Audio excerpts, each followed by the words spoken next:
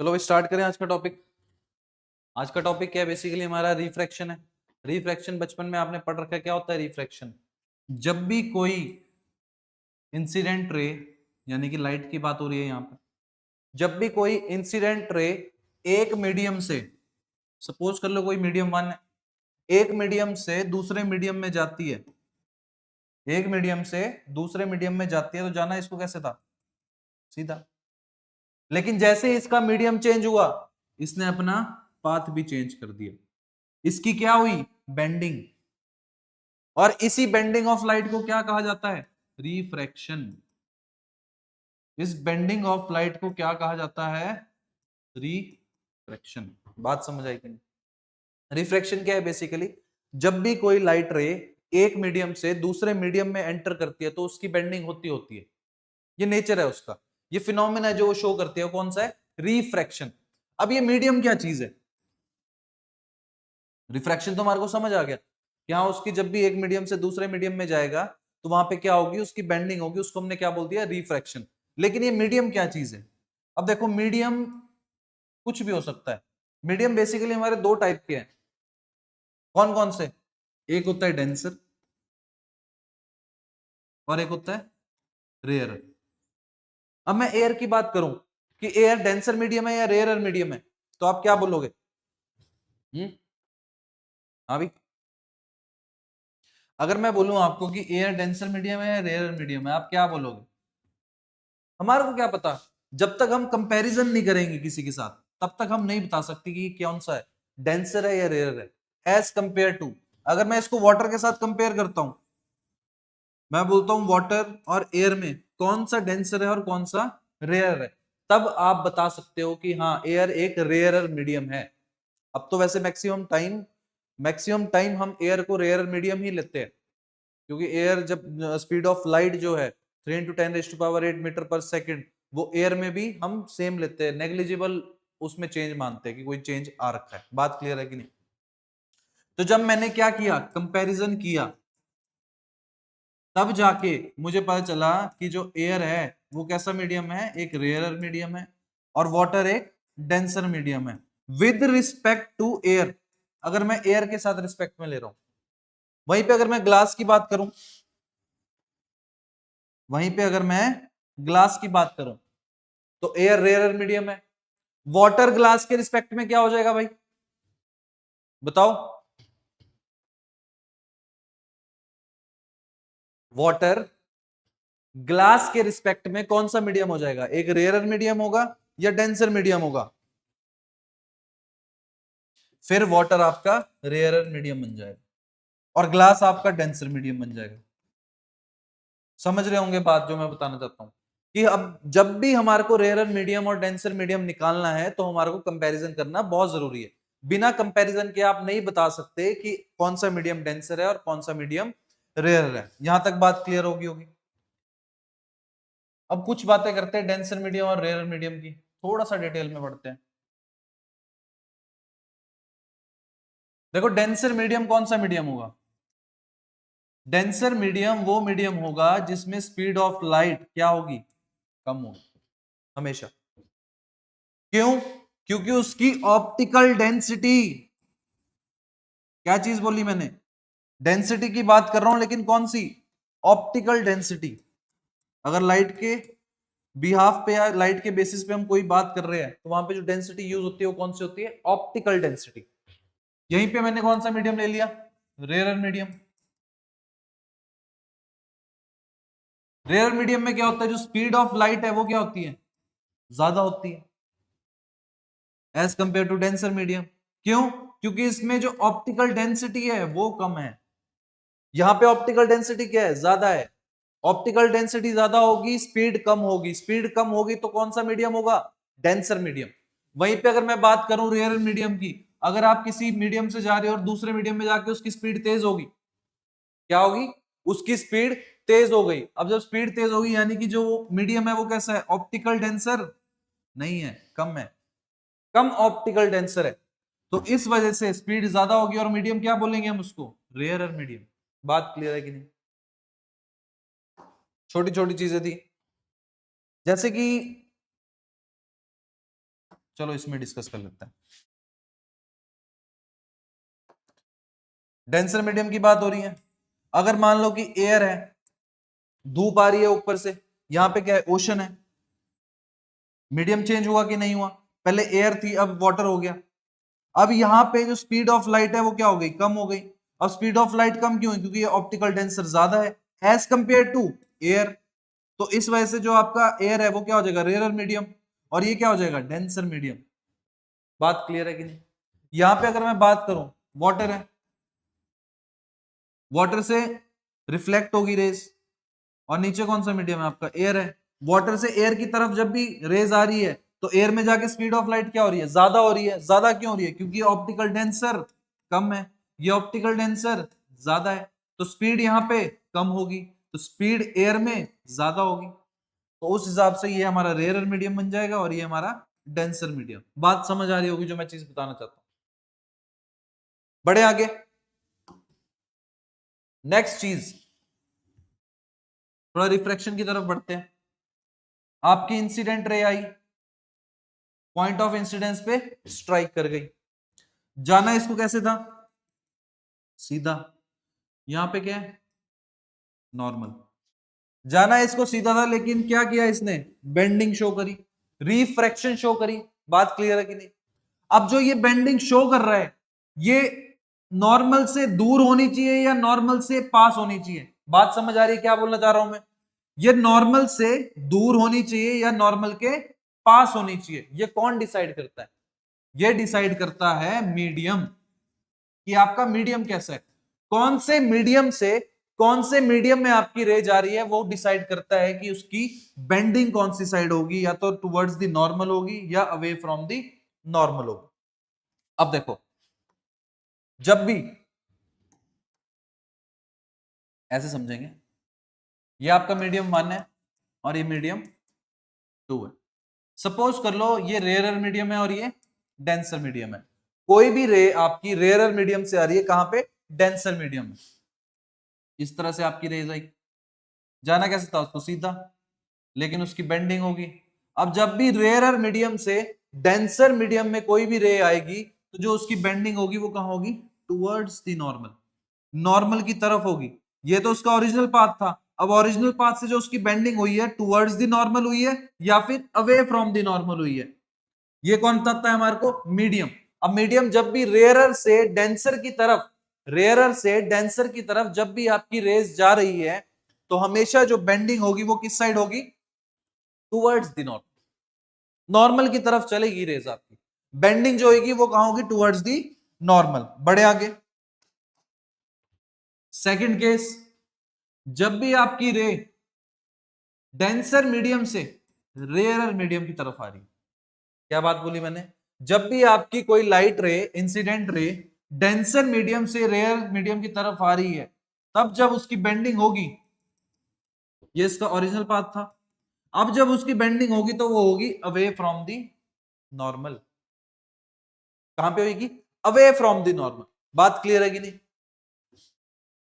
तो ये दो केसेस बनते हैं हमारे पास, जब भी रेयर मीडियम से डेंसर मीडियम की तरफ कोई भी रे जाएगी, तो उसकी जो बेंडिंग होगी वो टुवर्ड्स द नॉर्मल होगी, और जब भी डेंसर मीडियम से रेयर मीडियम की तरफ कोई भी रे जाएगी, तो उसकी bending away from the normal होगी। बात क्लियर है कि नहीं? यहां तक समझ आया आप लोगों को?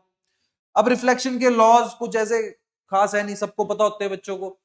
जो आपकी नॉर्मल है, इंसिडेंट रे है, रिफ्लेक्टेड रे है, ये रिफ्लेक्टेड रे होगी आपकी,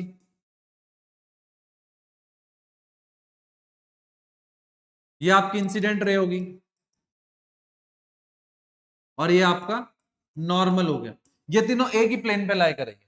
अगर ये ऐसे आई है तो ऐसे ही जाएगी, अलग प्लेन नहीं पकड़ेगी, कुछ इस टाइप से नहीं पकड़ लेगी। अगर ऐसे आ रही है तो ऐसे ही जाएगी नीचे, एक ही प्लेन में लाई करेंगे बेसिकली तीनों, नॉर्मल भी, इंसिडेंट रे भी और रिफ्रैक्टेड रे भी। सेकेंड लॉ क्या बोलता है, sine of angle I to the sine of angle R, sine of angle I to the sine of angle R is always constant, is always constant. और ये constant किसके इक्वल होता है, रिफ्रैक्टिव इंडेक्स के।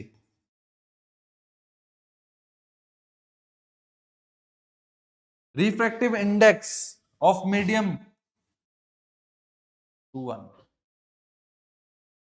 इनका रेशो, इनके refractive index का ratio.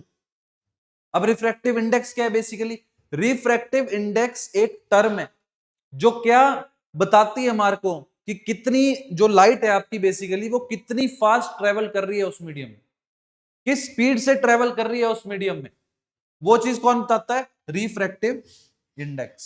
बात क्लियर होगी नहीं? बड़े आगे, बड़े आगे।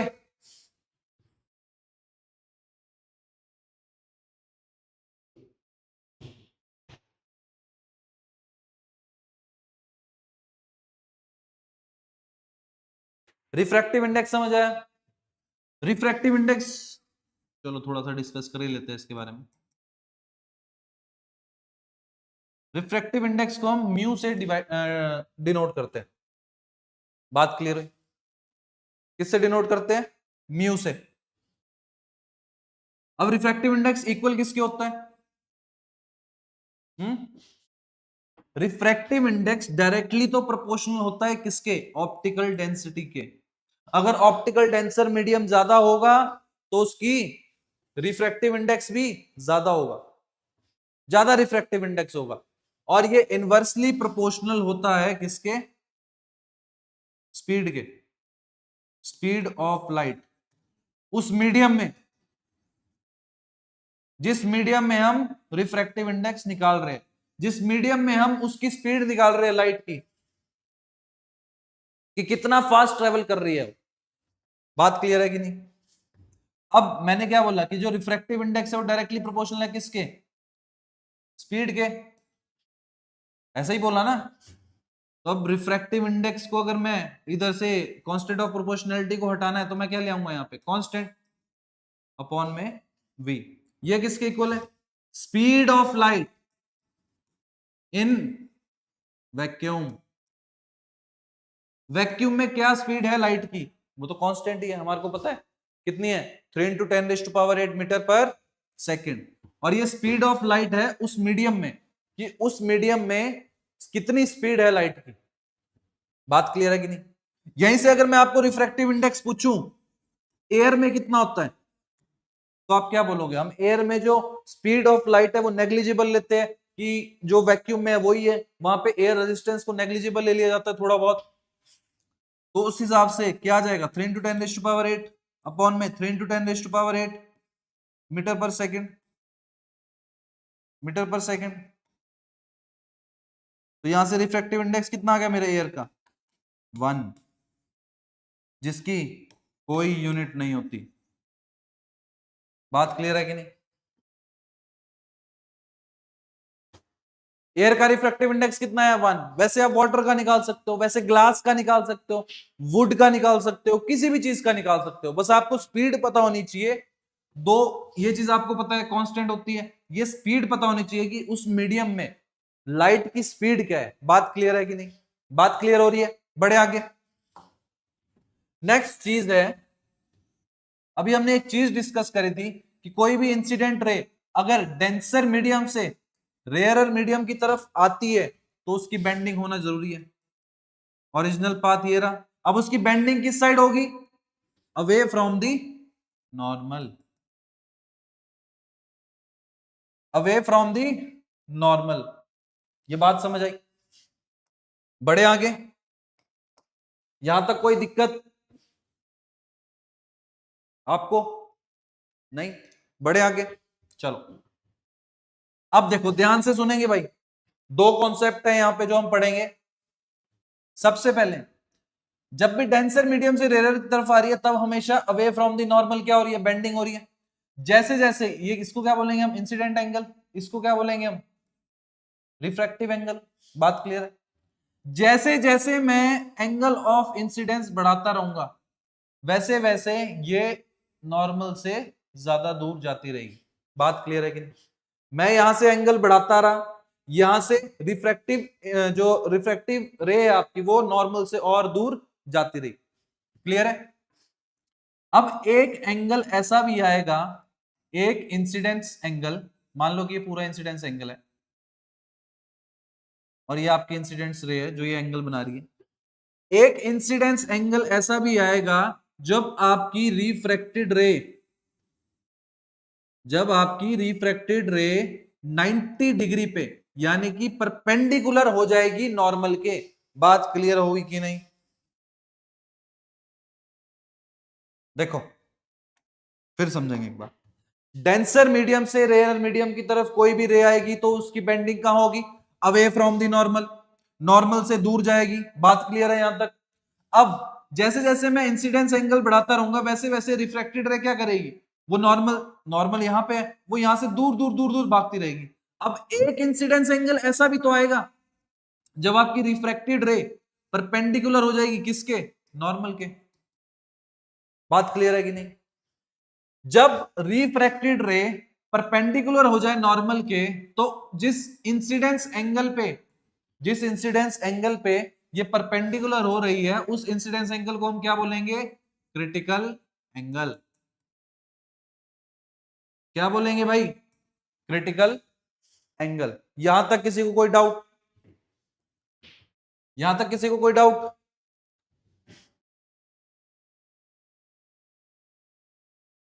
नहीं?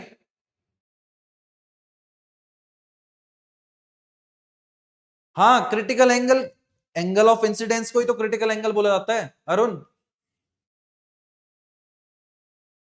चलो, एंगल ऑफ इंसिडेंस, देखो क्रिटिकल एंगल क्या है? जहां से चीजें चेंज हो जाए, जो एक बेसिकली क्रिटिकल पॉइंट है। अब इसके बाद देखेंगे ना क्रिटिकल एंगल के बाद क्या होता है। देखो क्रिटिकल एंगल पे क्या हुआ? ये पूरा क्रिटिकल एंगल था। इस पूरे क्रिटिकल एंगल पे जो आपकी रिफ्रैक्टेड रे थी वो क्या हो गई? परपेंडिकुलर होगी किसके? नॉर्मल के। ये बात समझ आई आपको? अब जैसे ही थोड़ा सा भी आपने एंगल बढ़ा दिया, आपने इंसिडेंस एंगल थोड़ा और बढ़ा दिया क्रिटिकल एंगल से, बात समझ आ रही है? थोड़ा सा एंगल आपने क्रिटिकल एंगल से और बढ़ा दिया तो ये रे क्या करेगी? जो रिफ्रैक्टेड रे है, अब ये डेंसर मीडियम से आ रही थी रेयरर मीडियम की तरफ, अब ये रेयरर मीडियम में ना जाकर डेंसर मीडियम में ही क्या हो जाएगी? बाउंस बैक हो जाएगी। बात समझ आई? जब भी इंसिडेंस एंगल क्रिटिकल एंगल से ज्यादा हो जाएगा, जब भी इंसिडेंस एंगल क्रिटिकल एंगल से ज्यादा हो जाएगा, तब जो ये रिफ्रैक्टेड रे होगी ये दूसरे मीडियम में ना जाकर उसी मीडियम में बाउंस बैक हो जाएगी। इसी चीज को क्या कहा जाता है? Total internal reflection. बात समझ आई? क्या कहा जाता है? Total internal reflection. ये भी फिनोमिना है लेकिन किस पे बेस्ड है? रिफ्रैक्शन पे।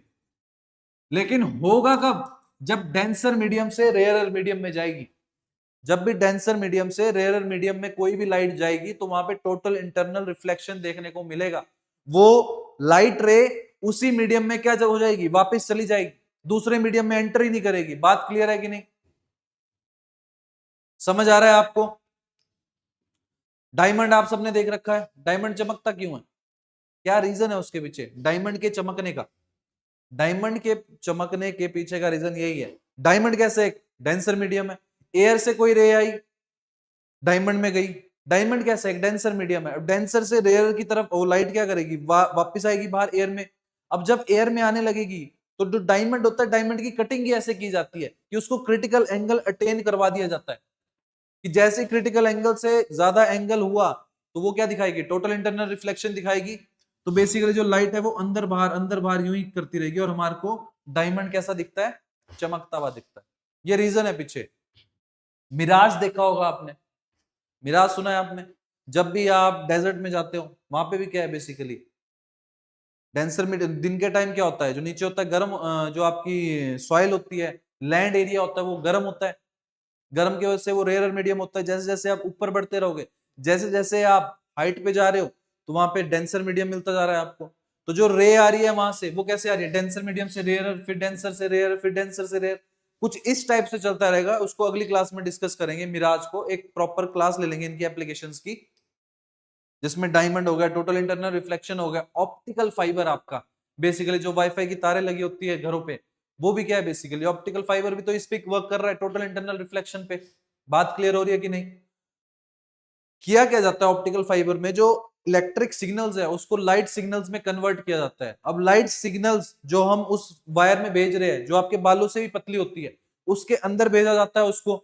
कैसे? क्रिटिकल एंगल से थोड़े एंगल ज्यादा पे। अब उसमें दो कोटिंग होगी, एक होती है कोर, एक होती है क्लैडिंग। बाहर वाली डेंसर होगी, सॉरी अंदर वाली डेंसर, बाहर वाली रेयर। जैसे उसको अंदर लाइट को पास किया जाता है, जैसे मैं आपको दिखाता हूं उसका,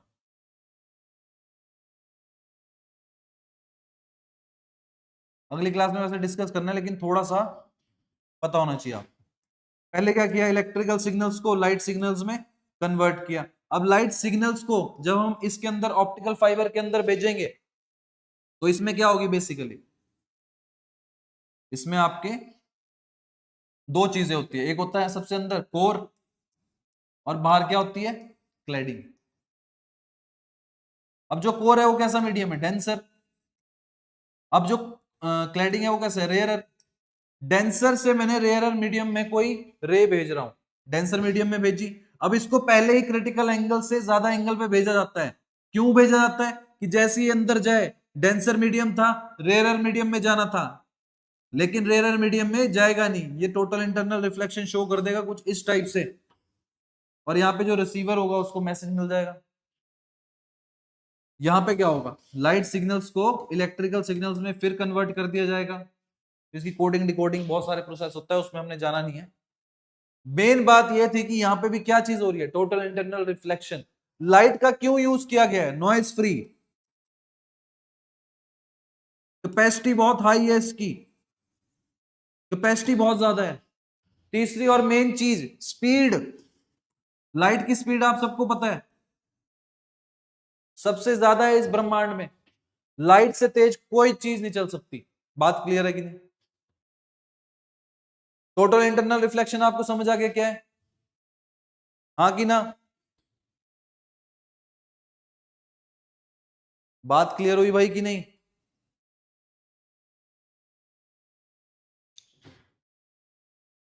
चलो,